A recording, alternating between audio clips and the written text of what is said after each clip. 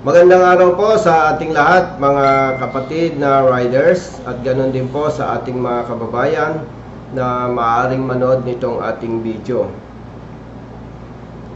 Ito pong aking ilalabas na video ay reaction po sa mga pahayag ni Colonel Nebrija ng MMDA. Ganon din po yung pong reaction ko po sa pahayag ng DOTR consultant na dating LTO Chief Engineer Albert Swansing. At magbibigay din rin po ako ng reaksyon sa inilabas na pahayag ni Mr. Ben Tulfo nitong bitag. Kung mapapansin ninyo po, nitong mga nagdaan, maraming araw na rin po ang nagdaan na parang ako po ay tahimik lamang dito sa issue na ito. Pero nakiliti po ako dito sa huling nabasa ko dito sa comment ni Colonel Nebrija. Sabi po niya dito, tama po, huli ng enforcer, idol. Ganito po sabi niya, tama po, huli ng enforcer, idol nyo mali, ha ha ha ha, siya turuan ninyo. So ito po ay 2 days ago.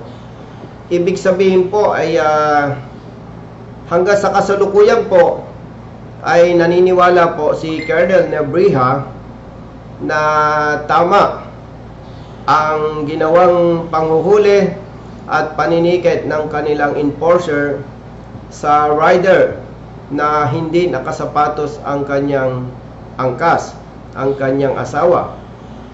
At dahil po dito ay nagdudulot po ito ng kalituhan dito sa ating mga kapatid na motorcycle riders. Lalong-lalo na po yung ating mga kapatid na motorcycle riders na nagagawi o taga-roon sa Metro Manila. Lilinawin ko lamang po sa ating lahat, ito pong issue na ito ay hindi Colonel Busita versus Colonel Nebrija. Huwag po tayong magpadala sa issue na parang kami po ni Colonel Nebrija ay nag-aaway dahil dito sa nangyaring insidente.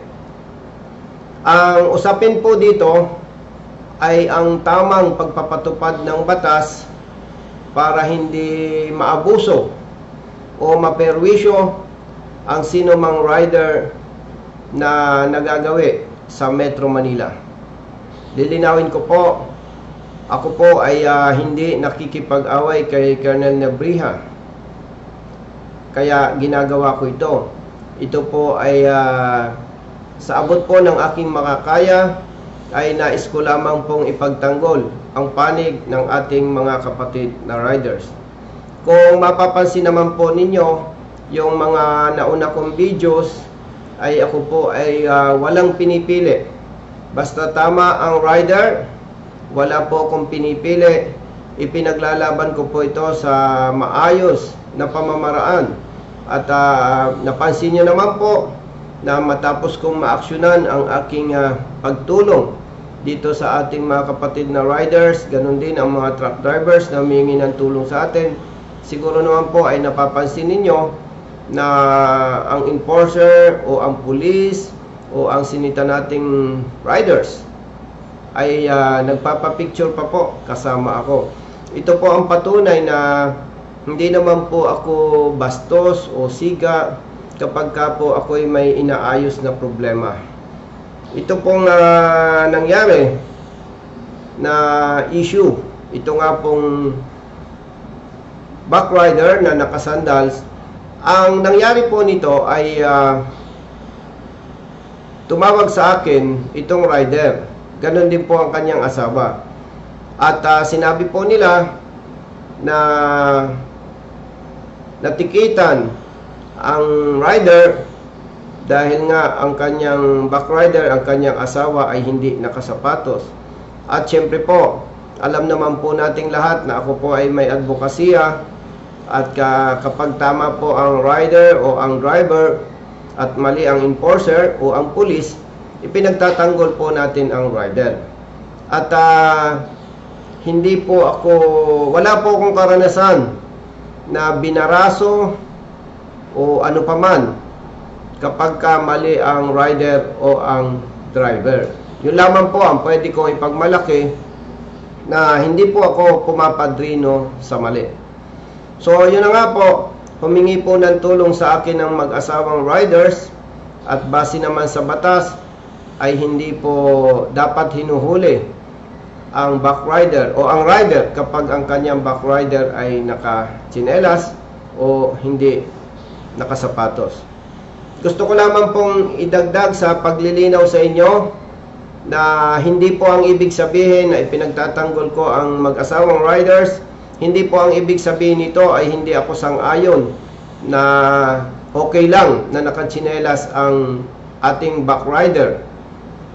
Ang punto po dito ay yung tamang pagpapatupad ng batas na dapat igawin o ipatupad ng sino mang enforcer o ng sino mang mga enforcers. At totoo naman po na maganda kung ang backrider natin ay nakasapatos din. Totoo po yan. Pero hindi po natin pwedeng hulihin, tikitan at panagutin ang backrider o ang rider kapag ang kanyang angkas ay nakatsinelas o hindi nakasapatos. So balikan ko lamang po itong post, itong naunang pahayag ni Colonel Nebria patungkol dito sa issue na ito. Doon po sa paragraph 1 ng kanyang post, sabi po niya dito, ilabas mo ang batas na nagtatalaga sa iyo ng kapangyarihan na pagbayarin ang enforcer namin ang isang araw sa sweldo ng hinuli nila. Baka usurpation of authority ka, boy, para iutos at ipilit sa enforcer namin yan. Paglilinaw po, hindi ko lamang po alam kung anong particular na batas, pero alam po nating lahat na kapag ikaw ay may nagawang pagkakasala sa sino man, ay ikaw po ay maaaring panagutin ng batas para magbigay ng danyos. Ito yung madalas po nating tinatawag na danyos for wisyo. Ano po? Na ibig sabihin, pag may napinsala ka o may naging kasalanan ka sa iyong kapwa, ikaw ay maaaring panagutin ng batas. Pero dito po sa usaping ito, hindi na po kailangang hanapan pa ako ni Colonel Nebria ng batas na nagsasabi na ako ay binibigyan ng kapangyarihan, sapagkat hindi ko naman po inutusan o hindi ko pinilit ang kanilang enforcer.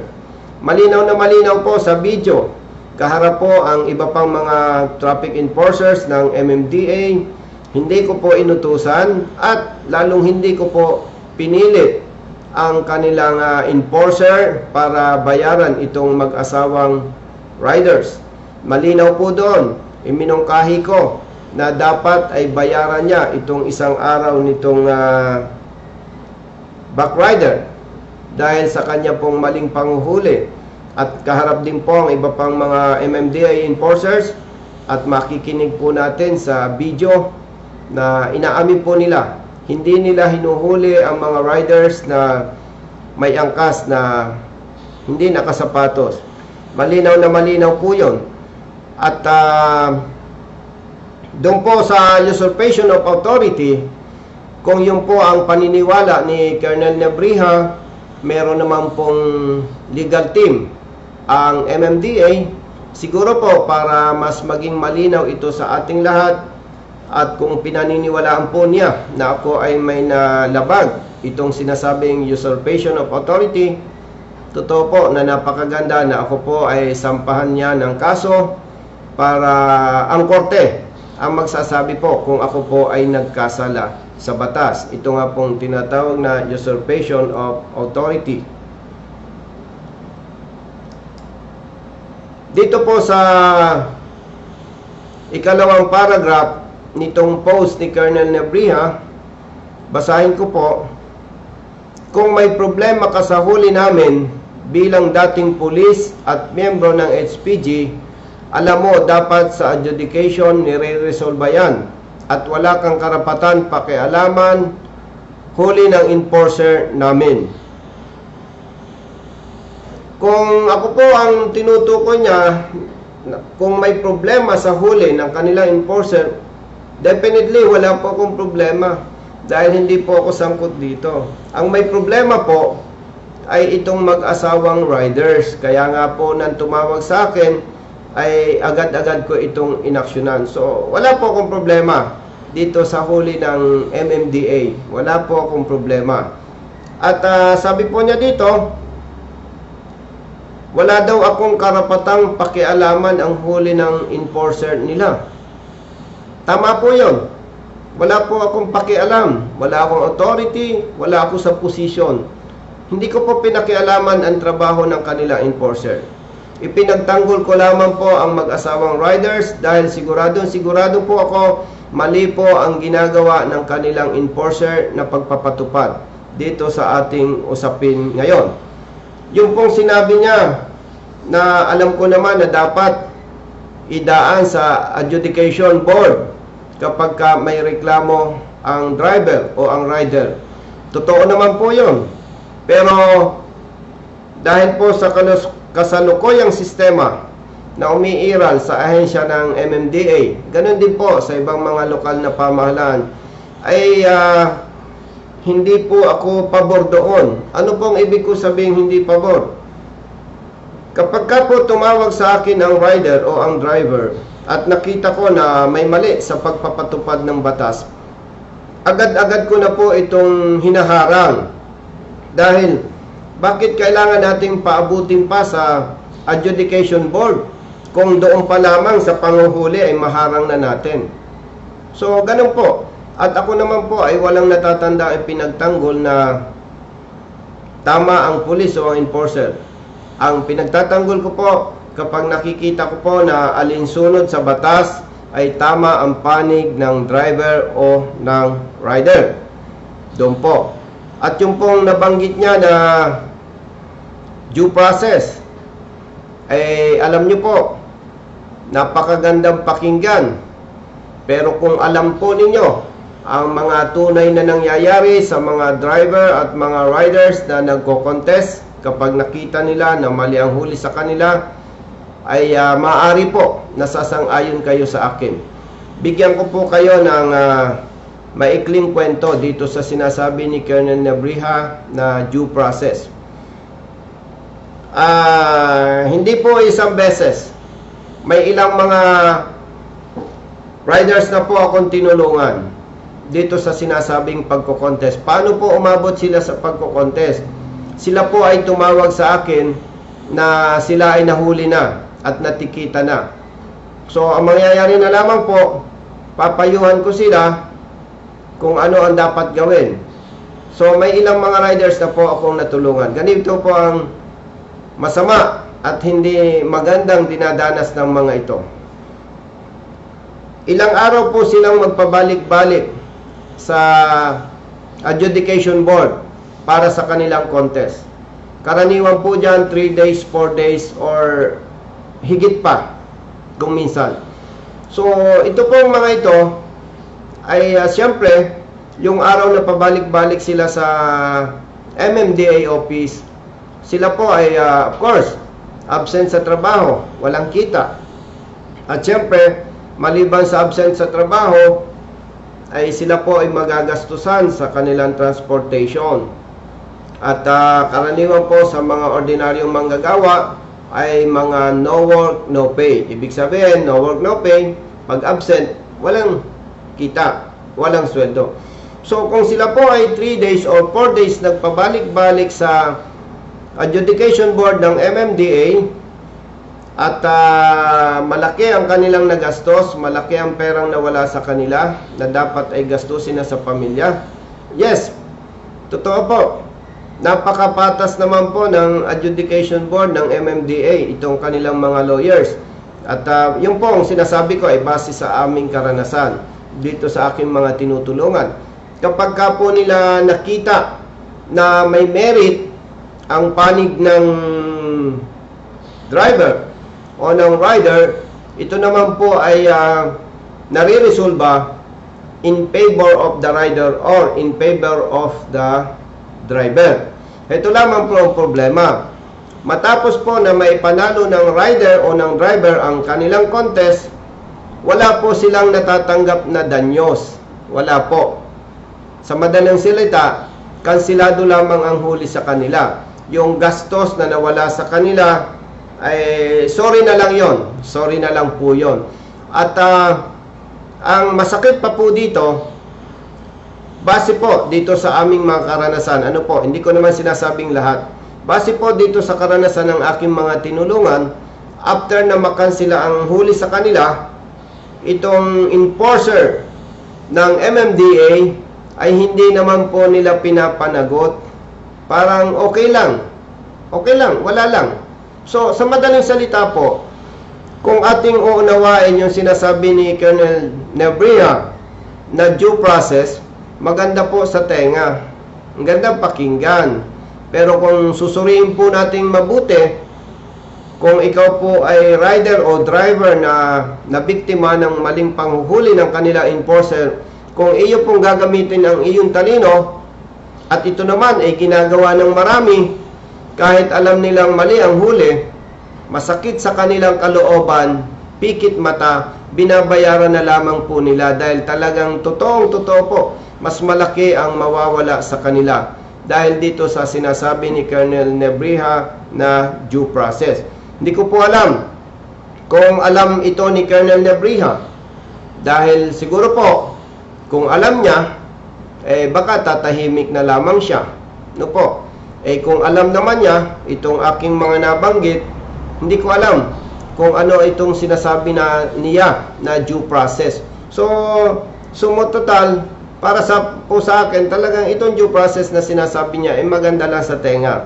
Pero sa parte po ng driver o ng rider, talagang ito po ay perwisyo. Perwisyo po talaga. Kahit manalo sa contest, kung ating susuriing mabuti, overall, talo pa rin po ang driver o ang rider, kahit na ang mga ito ay nasa katwiran.